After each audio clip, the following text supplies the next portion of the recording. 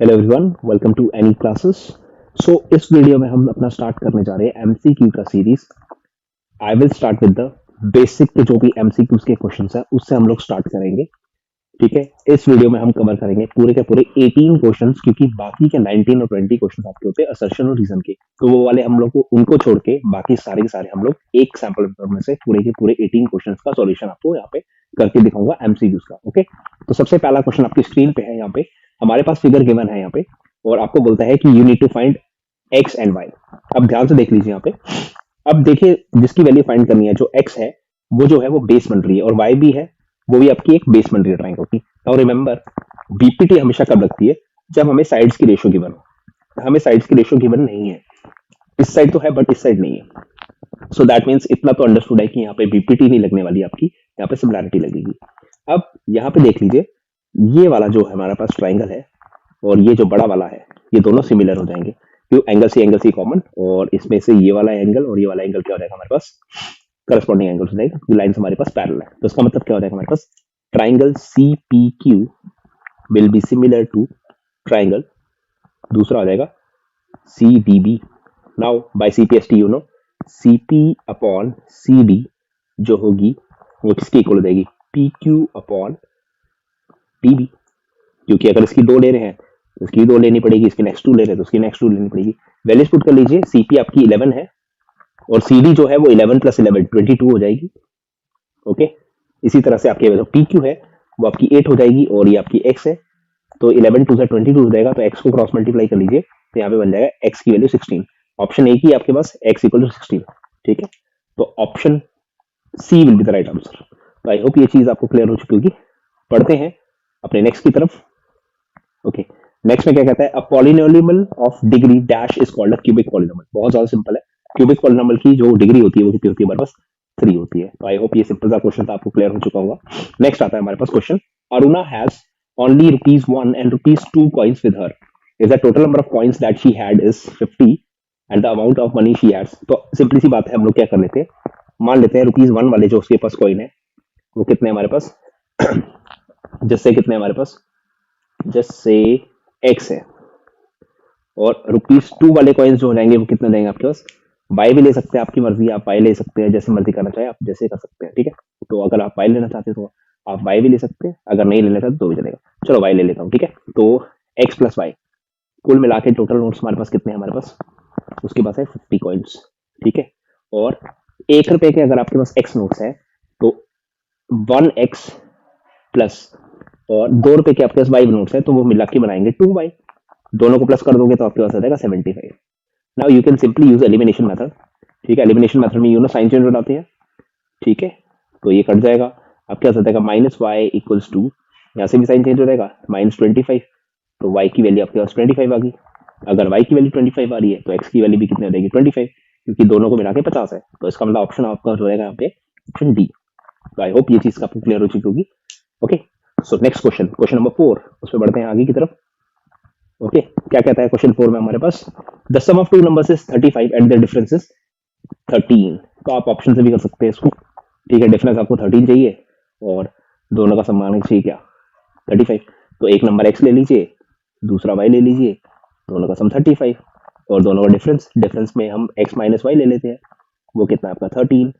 तो अगर इनको आप डायरेक्टली ऐड कर देते हैं, एलिमिनेशन मतलब प्लस कर देता हूँ, तो प्लस करने पे वाई वाई कैंसिल हो जाएगा, आपका रहेगा 2x इक्वल्स टू, दोनों को प्लस कर लीजिए, यू विल गेट कितना आ जाएगा? प्लस 48 आ जाएगा। तो x की वैल्यू यहाँ से आपके पास हो जाएगी x equals to 48 divide by 2, जो कि होता है 24। तो x की वैल्यू 24, तो y ऑटोमेटिकली कितना हो जाएगा? 11 हो जाएगा। ठीक है, तो आई होप ये भी आपको क्लियर हो चुका होगा। बहुत ही आसान था ये चीज। ओके, नेक्स्ट क्वेश्चन हमारे पास, फिगर अगेन गिवन है आपको। ठीक है, फिगर में कहता है, in the given figure if PS is parallel to QR, QR is parallel to SR and AT equal to AQ equal to 6, तो आपको बतानी है x और y की वैल्यू। तो अगेन आपको यूज करना है यहाँ पे सिमिलैरिटी का कंसेप्ट। ठीक है, x और y की वैल्यू बतानी है। ठीक है, सबसे पहले देख लीजिए, ये जो वाला जो ट्राइंगल है, इसका ये वाला एंगल, ठीक है, इसका आपके पास ये वाला एंगल और इसका ये वाला एंगल क्या हो जाएंगे आपके पास? वर्टिकल अपोजिट एंगल, और लाइंस पैरेलल है तो मतलब ये वाला एंगल और ये वाला एंगल क्या बन जाएंगे आपके? ऑल्टरनेट। तो मतलब ट्राइंगल, अगर मैं इसका नाम लूँ तो ये बनता है, पहले ए ले रहा हूँ तो A S T will be similar to, यहाँ पे पहले ए आएगा, ठीक है। ओके, जब इसका एस लिया था तो यहाँ पे पी आया था, ठीक है, ए पी क्यू हो जाएगा। ओके, वैल्यूज पुट कर लीजिए तो क्या हो जाएगा हमारे पास, ए एस अपॉन, अगर इसकी ए एस ले रहा हूँ तो उसकी क्या आएगी, उसकी ए पी आएगी, इक्वल्स टू, अगर इसकी एस टी ले रहा हूँ तो उसकी क्या आएगी, पी क्यू, ठीक है। और अगर इसकी ए टी ले रहा हूँ तो उसकी क्या आनी चाहिए, उसकी आनी चाहिए ए क्यू। ये मैंने सारा सीपीएसटी का आपको सिखा रखा है, ठीक है। नेक्स्ट, अब जिस जिसकी वैल्यू पता है आप पुट कर लीजिए यहाँ पे।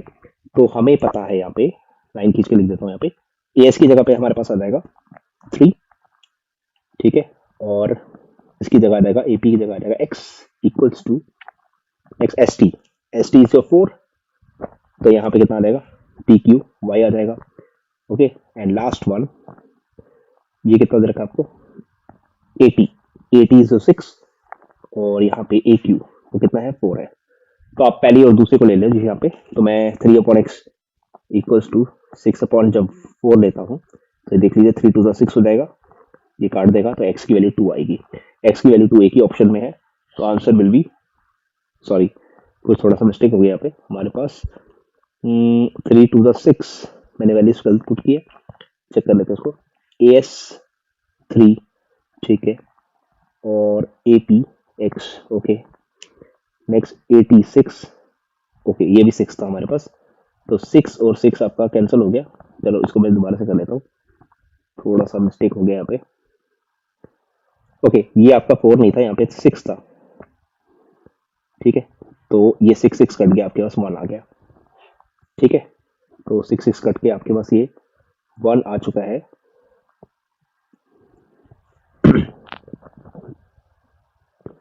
ठीक है। तो x की वैल्यू आपको मिल गई है 3,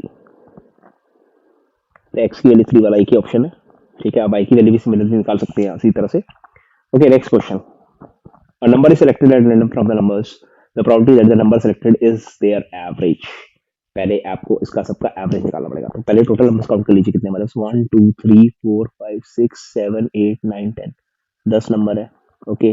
तो एवरेज होता है सम ऑफ ऑल नंबर, सबको प्लस करना पड़ेगा आपको, 5 3 8 5 13 20 27 34 9 43 43 और 9 कितना हो गया, 52 61 70 हो गया, ठीक है। तो आपका एवरेज आ गया है 7, ठीक है।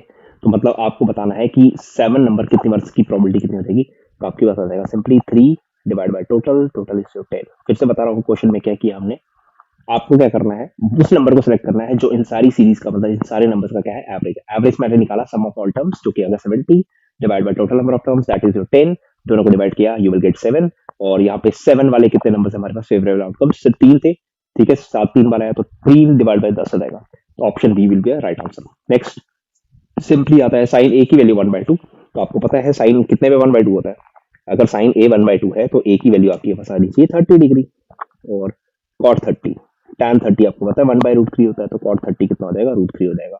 So option A will be your right answer. बिल्कुल सिंपल था, आपको ट्रिग्नोमेट्री टेबल की ट्रिक आनी चाहिए, अगर वो आपको आती है तो आप कर सकते हैं सिंपली से, ठीक है। नेक्स्ट आता है मॉड निकालना है, मॉड का सिंपल सा फॉर्मूला, पहले आपको मॉड पता होना चाहिए, मॉड होता क्या है। तो मॉड का फॉर्मूला हमने काफी बार डिस्कस किया हुआ है यहाँ पे, तो होता है वो L plus F1 minus F0 upon 2F1 minus F0 minus F2 bracket में इंटू H, ठीक है। ये थोड़ा सा बिखर गया हमारे पास, लिखना थोड़ा सा मुश्किल हो रहा है स्क्रीन पे, but still I will try my best to write it down, ठीक है। तो यहाँ पे इनटू हमारे पास हो गया है H, सारी वैल्यूज पुट करता हूँ यहाँ पे, ठीक है। L की जगह पे हमारे पास आ जाएगा 60 plus F1 is your 16 minus 6 हो जाएगा ऊपर 10, ठीक है। H दे रखी वैल्यू 15, ठीक है। नेक्स्ट आता है 2 इंटू F1, तो हो जाएगा हमारे पास 32 माइनस F0 और F2 को ऐड कर दीजिए, यू विल गेट 12, तो हो जाएगा 60 प्लस 10/20 इंटू 15, तो ये कट गया 0 0, तो मतलब यहाँ से बच गया 15/2 7.5, तो आंसर हो जाएगा 67.5। तो आई होप ये चीज आपको क्लियर हो चुकी होगी, ठीक है। Okay, next question, If BP is parallel to CF and DP is parallel to EF, then find the ratio of AD upon DE. ये बहुत ज्यादा सिंपल क्वेश्चन है, ठीक है। यू नो मुक्का भी क्वेश्चन है यहाँ पे हमारे पास। बीपीटी लगेगी। अब यहाँ पे बीपीटी क्यों लगी? बिकॉज यू नो, क्योंकि हमें साइड वाली रेशियो पूछी हुई है। साइड वाली रेशियो जब भी पूछी हो तो आपको बीपीटी लगती है। ये आपको प्रैक्टिस से आएगा, ठीक है। तो आप देख सकते हैं जो A B upon B C होगी वो आएगी आपकी A P upon P F के बराबर, और जो कि फाइनली हो जाएगी A D upon D E के बराबर। तो मतलब जो A B upon B C की रेशियो आएगी वही उसकी हो जाएगी। ए बी आपका 2 है, बी सी आप कैसे निकालेंगे? ए सी में से ए बी माइनस कर दीजिए, यू विल गेट 6। तो काटने पे रेशियो मिलती है 1:3। This will be your right answer, ठीक है। तो आई होप ये 9th क्वेश्चन आपको क्लियर हो चुका होगा। नेक्स्ट आते हैं, हमने एक सिंपल सा फॉर्मूला पढ़ा हुआ है, फर्स्ट चैप्टर से रिलेटेड है। HCF into LCM equal to product of two numbers. तो हो जाएगा 13 into LCM equals to 26 into 169। तो ये 13 का स्क्वायर होता है 169। तो 13 से आप करेंगे, 3 6 18, 8 वाला ऑप्शन एक ही आपके पास, ऑप्शन डी आ जाएगा यहाँ पे 338। आई होप ये चीज आपको क्लियर हो चुकी होगी। Next, if one of the root of the equation is 2 then a equals 2। अब रूट 0 और फैक्टर का मतलब क्या होता है? ऐसे नंबर्स जिनको हम क्वाड्रेटिक इक्वेशन में पुट करें तो वो पूरी की पूरी इक्वेशन को 0 के बराबर बना देते हैं। तो दैट मीन्स अगर हम x की जगह 2 लिखेंगे तो पूरा का पूरा नंबर 0 के बराबर देंगे। तो 2 इंटू 2 का square plus a into 2 plus 6 equals to 0 हो जाएगा, ठीक है। अब शॉर्ट में कर रहा हूँ, 2 का स्क्वायर 4 और 4 into 2 8, 8 plus 2a plus 6 equals to 0। तो 8 6 14 हो गया, 14 को भेजेंगे -14 हो जाएगा, तो a की वैल्यू जाएगी -7। तो a will be your right answer, ठीक है। तो आपका आंसर आ जाएगा मेरे पास क्या? -7, ठीक है। तो आई होप ये चीज क्लियर हो चुकी होगी। Next, the mid point of the line segment joining the points. Mid point का फॉर्मूला सिंपल से आपको पता होना चाहिए, x1 plus x2 divide by 2। तो ये आपका हो जाएगा x1/1, ये हो जाएगा x2/2। तो हो जाएगा -2 प्लस इंटू माइनस माइनस होता है, डिवाइड बाय 2 हो जाएगा। सिमिलरली 8 प्लस -4, -4 रहेगा, डिवाइड बाय 2 हो जाएगा। तो हो जाएगा -8/2 जो कि हो जाएगा -4, और यहाँ पे 4 हो जाएगा। तो 4 -8/2 -4, 8 में से 4 निकाला, तो D will be your right answer, ठीक है। तो अगेन सिंपल वन क्वेश्चन था, ठीक है। Next 13, which of the following can not be determined graphically. किसको हम लोग ग्राफिकली डिटरमिन नहीं कर सकते हैं, ठीक है।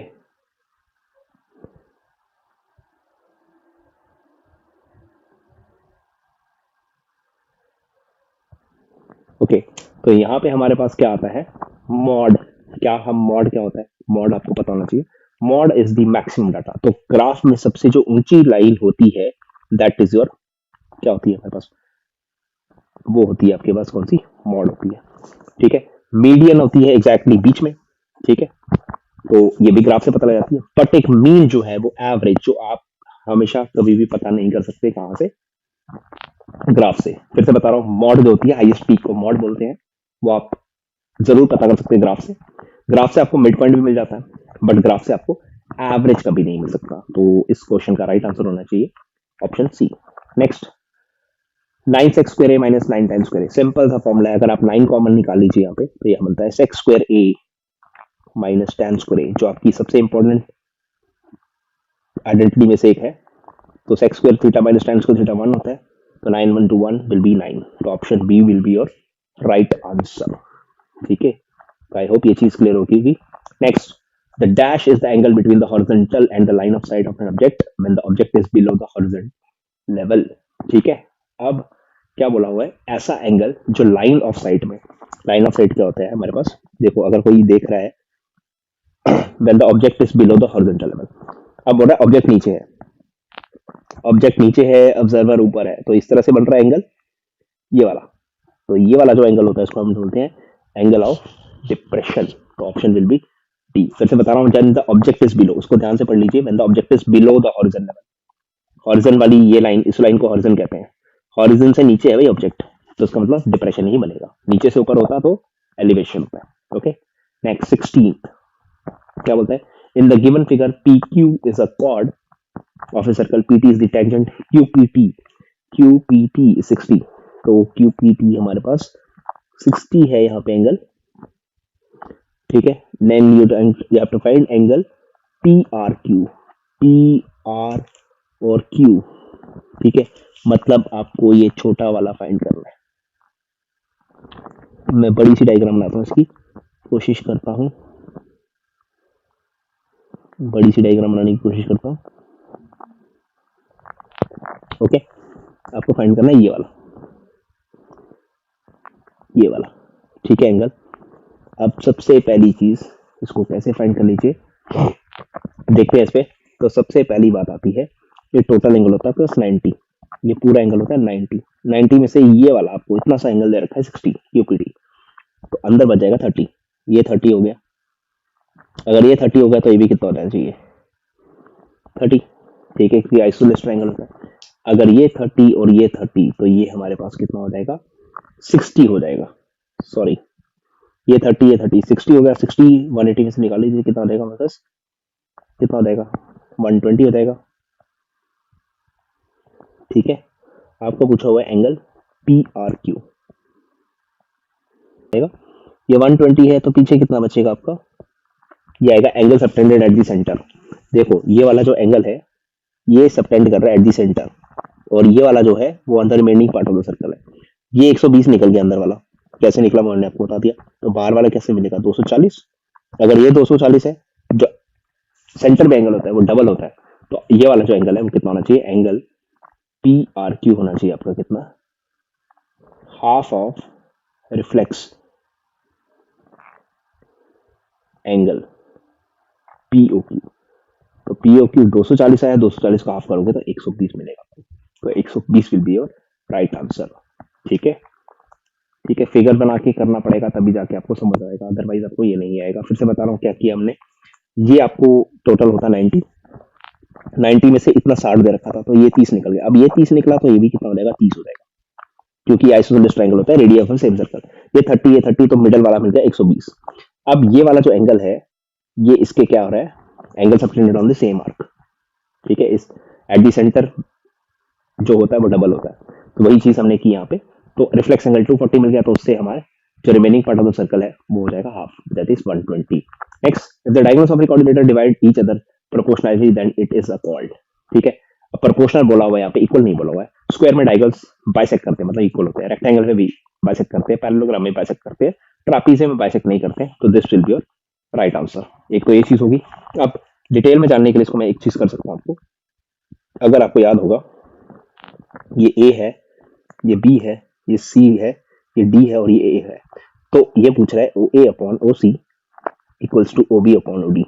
ये आपको याद होना चाहिए, बुक में आपने काफी बार प्रूव किया है। ये आपको जो सामने वाला ट्रायंगल होता है और ये वाला ट्रायंगल होता है, ये सिमिलर होते हैं। जब ये ट्रायंगल सिमिलर होते हैं तो उनकी साइड्स प्रोपोर्शनल होती है, तो दैट मीन्स ये एक ही जगह पे हो सकता है जब तक लाइन सामने वाली पैरेलल हो। तो वो सिर्फ किस्म होती है ट्रापीजियम में, आपको सिर्फ एक पेयर की जरूरत है, तो वो ट्रापीजियम में ही होगा, ठीक है। प्रोपोर्शनल बाकी में भी होगी, बट सिर्फ प्रोपोर्शनल की बात की है, इक्वालिटी की बात नहीं की है, तो इसलिए हमें बेस्ट एग्जांपल, बेस्ट जो आएगा ऑप्शन वो ट्रापीजियम आएगा, ठीक है। नेक्स्ट हमारे पास आता है यहाँ पे क्वेश्चन, ठीक है। फिलहाल के लिए मैं थोड़ा सा साफ कर लेता हूँ उसको, क्योंकि जगह नहीं बची मेरे पास लिखने के लिए, ठीक है। तो इसको साफ कर लेते हैं। ओके, लास्ट क्वेश्चन क्वाड्रेटिक पे बेस्ड है, ठीक है। थोड़ा ध्यान से देखिएगा क्योंकि काफी ज्यादा यूं कहूं मैं आइडेंटिटीज वाला क्वेश्चन है, ठीक है। तो ध्यान से देखिए इसको कैसे करेंगे हम लोग। Okay, last question. तो यहाँ पे हमारे पास है X square minus 4px plus 4p square minus Q square equals to 0। Okay, यहाँ पे आप क्या कर सकते हैं, okay this can be written as X का square minus 2 into X into 2p, और इसको आप 2p का होल स्क्वायर लिख सकते हैं, और इसको आप क्यू स्क्वायर ही रहने दीजिए इक्वल्स टू 0। अब यहाँ से लेके यहाँ तक बन गया हमारे पास a माइनस बी का होल स्क्वायर, जो कि होता है हमारे पास x माइनस 2p का whole square plus Q square. अब इसको ध्यान से देख लीजिए, इस पूरे को a मान लीजिए, इसको b मान लीजिए, तो ये बनता है a माइनस बी और a प्लस बी, जो कि हो जाएगा x minus 2p plus Q. ठीक है, और हो जाएगा दूसरा x minus two P minus Q. ठीक है, तो अगर शिफ्टिंग करोगे आपको तो एक मिलेगा x equals to two P minus Q. तो टू पी माइनस क्यू तो एक ही ऑप्शन में आ रहा है। ठीक है, x equals to two P minus Q, और दूसरा मिल जाएगा आपके पास, तो एक आएगा आपके पास two P minus Q. Okay, जब इसको शिफ्ट करोगे तो ये बनेगा टू पी प्लस क्यू। तो दोनों के दोनों ऑप्शन ढूंढ लीजिए जिसमें भी आपको मिल रहे हैं। So that will be your option A में मिल रहा है आपको दोनों। ठीक है, so A will be your right answer. तो आई होप वीडियो आपको पसंद आया। मैंने यहाँ पे 18 एमसीक्यूज आपके सॉल्व किए हैं। ठीक है, तो आई होप इसमें से आपको जरूर हेल्प मिलेगी। ये बेसिक वालों के लिए तो इम्पोर्टेंट है ही है, बट स्टैंडर्ड वालों के लिए भी उतना ही इम्पोर्टेंट है। ठीक है, आप जैसे जैसे एमसीक्यू की प्रैक्टिस करते हो, देखो एमसीक्यू में हमें बिल्कुल सॉल्व नहीं करना होता, कुछ चीजों को हमने विजुअलाइज करके भी निकालना होता है फटाफट से। ठीक है, so I hope this you like this video. ये हमारा फर्स्ट पार्ट था, रिमेनिंग पार्ट्स भी आपके पास जल्दी आएंगे, और ये बेसिक के हैं बट ये उतने ही ज्यादा स्टैंडर्ड के लिए भी इंपॉर्टेंट है। ठीक है, सो बाकी के वीडियोस भी आते रहेंगे आपके पास। तो thanks for watching and have a good day. Thank you all.